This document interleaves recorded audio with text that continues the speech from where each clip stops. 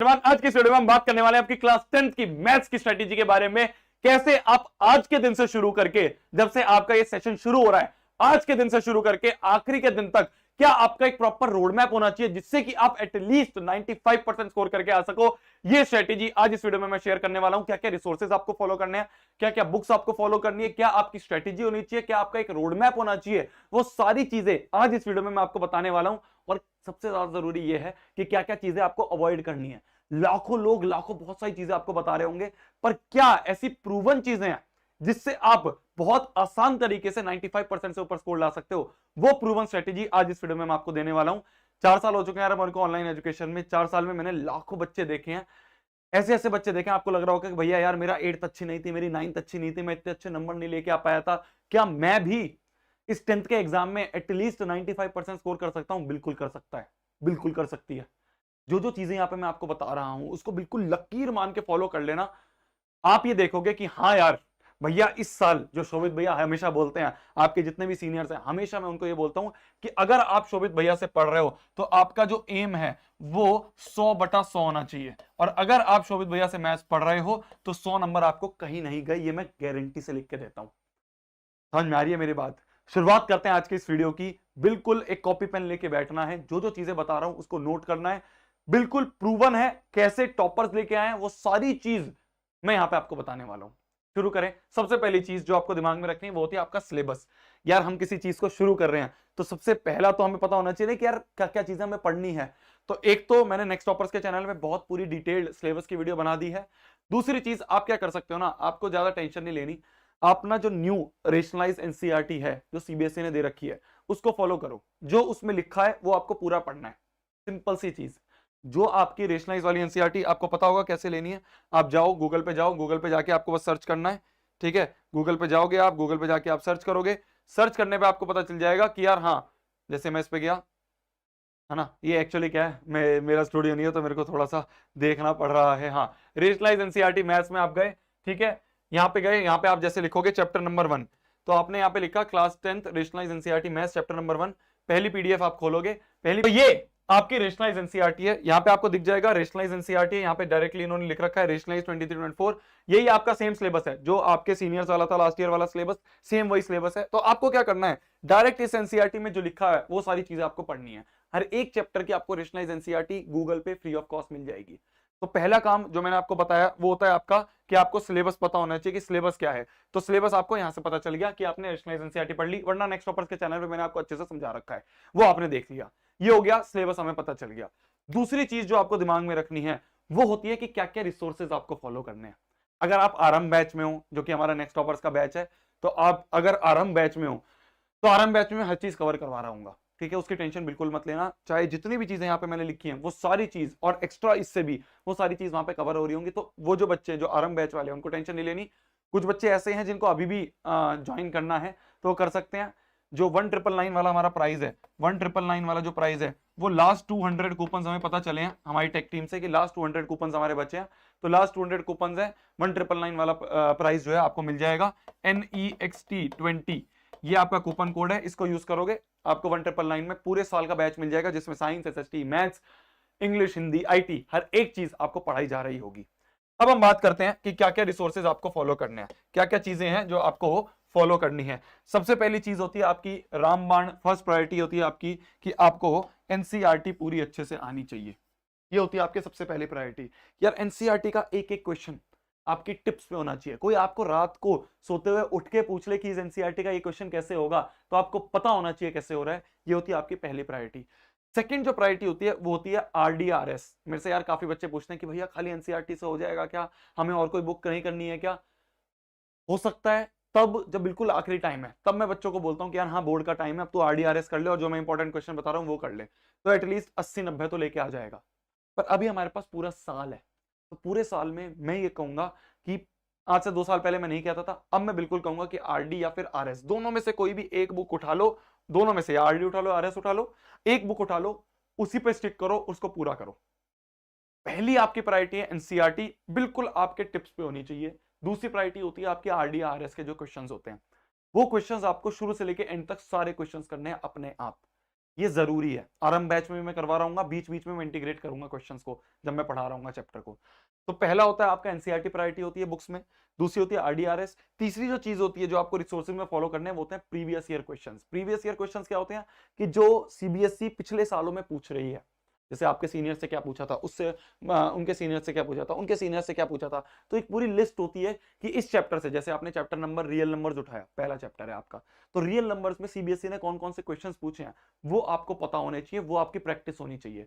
कहाँ मिलेंगे भैया ये भी शोभित भैया ने दे रखे हैं आपके, मैं नीचे एक पीडीएफ का लिंक दूंगा, उस पर जाके आप क्या कहते हैं उस वाली पीडीएफ को डाउनलोड कर सकते हो, फ्री ऑफ कॉस्ट है, उसमें सारे मैंने चैप्टर्स के दे रखे हैं। तो एनसीईआरटी, आरडीआरएस, प्रीवियस ईयर क्वेश्चंस, और लास्ट में होता है आपके क्वेश्चन बैंक्स या फिर सैंपल पेपर। ये बिल्कुल एंड टाइम पे हमें करने होते हैं सैंपल पेपर वगैरह, तो उसके लिए मैं आपको उस समय बताऊंगा। मेन अभी ये 3 चीजें हैं जो आपको रिसोर्सेज में फॉलो करनी है।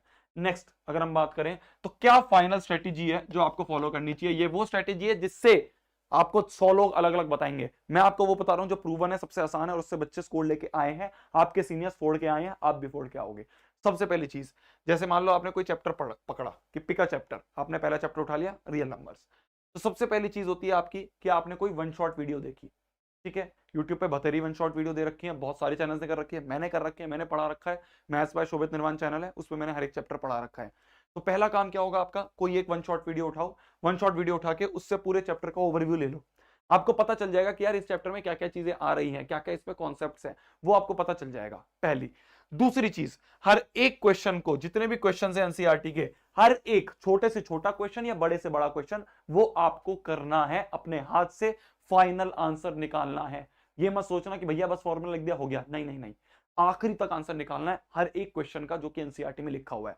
ये होगी आपकी दूसरी चीज। तो पहले हमने वन शॉट वीडियो देखी, एनसीईआरटी करी, एनसीईआरटी के बाद आप क्या करोगे, प्रीवियस ईयर क्वेश्चंस करोगे। प्रीवियस ईयर क्वेश्चंस करने के लिए क्या होता है, इससे पता चल जाता है कि यार किस तरह के सवाल सीबीएसई जनरली पूछता है, वो पीडीएफ में आपको पता चल जाएगा।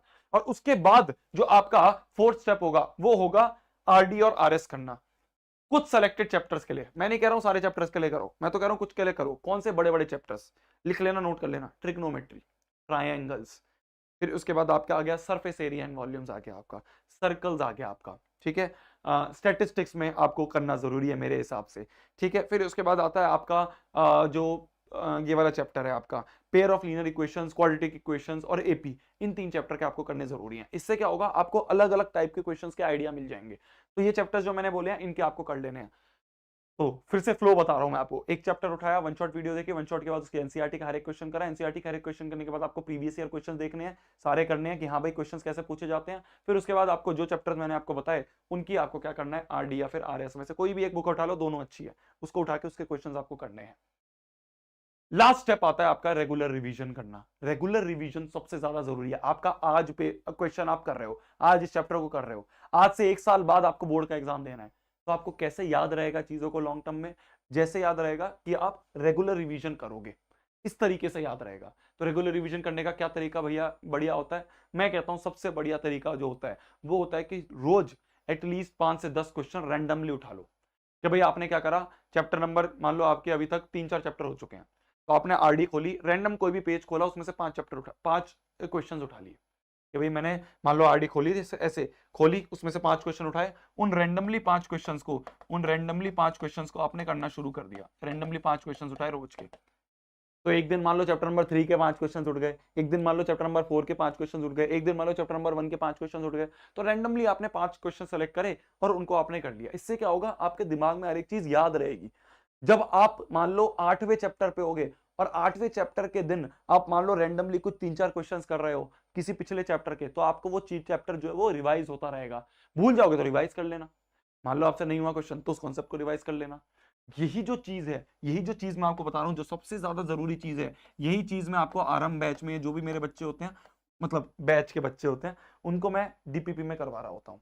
इसे ही मैं डीपीपी कहता हूं। मैं रेगुलरली डीपीपी देता हूं, रोज डीपीपी देता हूं, जिससे कि बच्चों को क्या हो, हर एक चीज याद रहे, हर एक चीज रिवाइज रहे। मान लो हम 8वां चैप्टर कर रहे हैं, तो मैंने पहले तीसरे चौथे चैप्टर के क्वेश्चन डीपीपी में डाल दिए।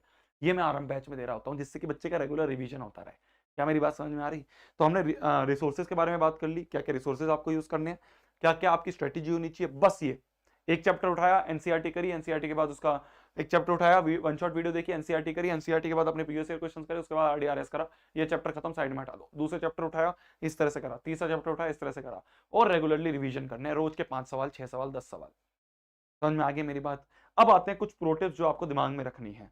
क्या प्रो टिप्स हैं जो आपको दिमाग में रखनी है, उसके बारे में हम बात कर लेते हैं। ये तो मैंने आपको बता ही दिया कि लास्ट 200 कूपन बचे आराम बैच में, तो आप नेक्स्ट 20 कूपन कोड यूज करके उसको ले सकते हो। कुछ प्रो टिप्स जो आपको दिमाग में रखनी है वो है give maximum test and analyse it. Test तो मैक्सिमम बच्चे देते हैं, पर उसको एनालाइज बहुत कम बच्चे करते हैं। एनालाइज करना भैया, एनालाइज करने का मतलब ये होता है कि मान लो आपने टेस्ट दिया, टेस्ट देने के बाद मान लो आपसे कुछ 4 क्वेश्चंस नहीं बने उस टेस्ट के, तो वो 4 क्वेश्चंस कौन से टॉपिक के थे, उस टॉपिक को रिवाइज करो और वापस से उस क्वेश्चंस को अटेम्प्ट करो। गलतियां करना उसमें कोई बुराई नहीं है, गलतियों को रिपीट करना वो गलत है। फिर से सुनना, गलतियां कर रहे हो उसमें कोई बुराई नहीं है, गलतियों को रिपीट कर रहे हो उसमें दिक्कत है। तो आपने क्या करा, आपने मैक्सिमम टेस्ट दिए और उन मैक्सिमम टेस्ट को आपने एनालाइज करते हुए चले। ये होती है पहली चीज। दूसरी चीज, 10 रुपए की नोटबुक यूज करो। मतलब कि आपने एक 10 रुपए की नोटबुक ले ली, उस 10 रुपए की नोटबुक में क्या करो, ये टॉपर्स करते हैं, हर साल मैं बताता हूं बच्चों को। उसमें क्या करो कि आप जब भी किसी क्वेश्चन में अटकते हो या फिर आपको लग रहा है ये ऐसा कॉन्सेप्ट है, ये ऐसा फॉर्मूला है जो मैं बार बार भूलता जाता हूं, इसको मेरे को बार बार याद करना पड़ता है, उस कॉन्सेप्ट को, उस फॉर्मूले को, उस क्वेश्चन को यहाँ पे लिख लिया, उस फॉर्मूले को, उस कॉन्सेप्ट को, उस क्वेश्चन को यहाँ पे लिख दिया, कॉन्सेप्ट को यहाँ पे लिख लिया, उस कॉन्सेप्ट को यहाँ पे लिख लिया। ये 10 रुपए की नोटबुक आपको कब काम आएगी? आखिरी के टाइम पे जब आप रिवीजन कर रहे होगे, आखिरी के टाइम पे जब आप पेपर देने जा रहे होगे, तो आप क्या करोगे, इस 10 रुपए की नोटबुक को जल्दी जल्दी ऊपर से पढ़ के जाओगे कि ये गलती करता था, ये गलती करती थी, ये गलती करता था, और इसको हम रिपीट नहीं करेंगे। समझ में आ रही है मेरी बात? इस तरह से हमारी ये 10 रुपए की नोटबुक काम आती है। वेरी इंपॉर्टेंट, बहुत सारे बच्चे इसको यूज कर रहे होते हैं। तीसरी चीज, कैलकुलेशन स्पीड को आपको इंक्रीज करना है। इसके लिए भी आप क्या करोगे, रेगुलर क्वेश्चंस करोगे। वही जो चीज मैं यहाँ पे बता रहा हूं आपको, ये जो मैंने आपको यहाँ पे बताई कि रेगुलर रिवीजन जो है ये इसीलिए काम आती है कि आप रेगुलरली अगर 8-10 सवाल रोज कर रहे होगे, तो उन 8-10 रेगुलर सवाल से आपका क्या होगा, कैलकुलेशन स्पीड बढ़ रही होगी। समझ में आ गई मेरी बात? लास्ट जो होता है वो होता है क्वेश्चंस को रटना मत मेरी जान, बिल्कुल भी ये मत सोचना ये थोड़ा सा मुश्किल क्वेश्चन है तो इसको रट लेता हूं, ये थोड़ा सा टेढ़ा क्वेश्चन है इसको रट लेता हूं। हर एक क्वेश्चन मैथ्स में लॉजिक लेके बैठता है। मैं तो ऐसे ही पढ़ाता हूं, मैं कोई क्वेश्चन नहीं रटवाता। मैं कहता हूं इसके पीछे लॉजिक है, वो मैं समझाऊंगा। चाहे 1 घंटा लग जाए समझाने में, चाहे 2 घंटे लग जाए, चाहे 4 घंटे लग जाए, मैं तो समझा के जाऊंगा हर एक बच्चे को। तो इसलिए किसी भी क्वेश्चन को रटना मत। आपका टीचर कह रहा है रटना है तो उस टीचर से मत पढ़ो, साफ कह रहा हूं मैं। क्योंकि अगर आप अभी रटना शुरू कर दोगे तो 11वीं 12वीं में जाके आपको मैथ्स उतनी ही डिफिकल्ट लगेगी। बच्चों को 11वीं 12वीं में मैथ्स इसलिए डिफिकल्ट लगती है, बच्चों को 10th में इसलिए मैथ्स डिफिकल्ट लगती है क्योंकि मैथ्स को समझते नहीं है, वो रट लेते हैं। अगर आप रटोगे तो बहुत दिक्कत आ जाएगी। तो इसलिए हर एक क्वेश्चन को, हर एक कॉन्सेप्ट को आपको समझना है। हर एक क्वेश्चन के पीछे एक लॉजिक होता है, वो आपको पता होना चाहिए। अगर टीचर आपको नहीं बता रहा है तो आपका हक बनता है उससे पूछो। ये सारी चीजें आपको ध्यान रखनी है, यही स्ट्रेटेजी है। इसके अलावा कोई ऐसी चीज नहीं है जो आपको करने की जरूरत है। लाखों बतेरी बुक्स हैं, सारी बहुत अच्छी हैं, पर आपको करने की जरूरत नहीं है, आपके पास इतना टाइम नहीं है। आप इतना कर लो जो यहाँ पे मैं बता रहा हूँ, गारंटी लिख के दे रहा हूं। अगर इसको आपने अच्छे से स्टेप बाय स्टेप फॉलो कर लिया तो 95 नंबर आपके कहीं नहीं गए। ये मैं आपको एक्सपीरियंस से बता रहा हूं अपने। और आरंभ बैच की जो बात है, नेक्स्ट टॉपर्स का बैच है, नीचे लिंक वगैरह मैं दे दूंगा, उसमें ये सारी चीजें मैं ऑलरेडी करवा रहा हूँ। ठीक है, तब तक के लिए वही पढ़ना है, फोड़ना है, कहर मचा देना, आग लगा देनी है। बाय बाय, टेक केयर, मिलते हैं ऐसी अगली वीडियो में, मिलते हैं चैनल पे। बाय बाय, जाओ पढ़ लो, चलो यूट्यूब बंद कर दो, पढ़ लो, बाय।